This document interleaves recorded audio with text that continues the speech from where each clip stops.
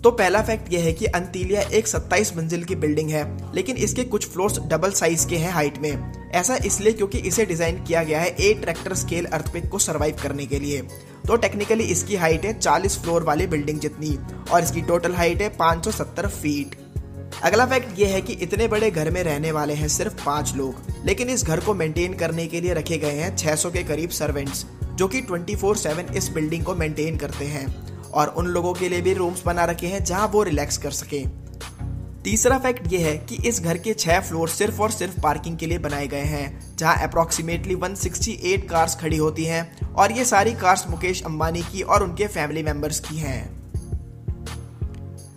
अगला फैक्ट ये है कि अंतिलिया में टोटल 9 एलिवेटर्स हैं, गेस्ट के लिए अलग और अंबानी फैमिली मेंबर्स के लिए अलग।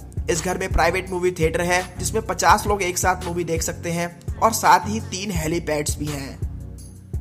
पांचवा फैक्ट ये है कि अंतिलिया में एक स्पेशल स्नो रूम है। मुंबई की झुलसा देने वाली गर्मी से बचने के लिए मुकेश अंबानी ने घर में ही कुल्लू मनाली का बंदोबस्त कर रखा है। इस स्नो रूम में आर्टिफिशियल स्नोफॉल होती है और इसका टेम्परेचर भी काफी लो रहता है। नेक्स्ट फैक्ट ये है कि अंतिलिया में जो 27 फ्लोर्स हैं, उनमें से किसी भी फ्लोर का डिजाइन और इंटीरियर एक दूसरे से मैच नहीं करता। मतलब हर फ्लोर एक यूनिक लुक देता है। ये तो ऐसा होगा कि हर रोज एक नए घर में रहने जैसा। और जो मुकेश अंबानी फैमिली है वो टॉप फ्लोर पे रहती है। और आखिरी फैक्ट ये है कि ये घर 2010 में बनके तैयार हो गया था, लेकिन मुकेश अंबानी तकरीबन 2 साल तक इसमें शिफ्ट नहीं हुए थे, क्योंकि एक वास्तुशास्त्र के पंडित ने ये बताया था उन्हें कि ये घर उनके लिए बैड लक साबित हो सकता है। गाइस, इस घर को लेकर बहुत कंट्रोवर्सीज भी हुई थी। इस लैंड के जो पहले ओनर थे वो एक अनाथालय चलाने वाली ऑर्गेनाइजेशन थी, जिन्होंने ये लैंड मुकेश अंबानी को बेचा था ये सोचकर कि वो यहाँ पर एक स्कूल बनाएंगे अनाथ बच्चों के लिए। उसके बाद ये मामला कोर्ट में भी गया, लेकिन आखिरी में जीत मुकेश अंबानी की हुई। इस घर को लेकर दूसरे देश के लोगों ने और बहुत बड़े बड़े लोगों ने अपने अलग अलग रिएक्शंस दिए।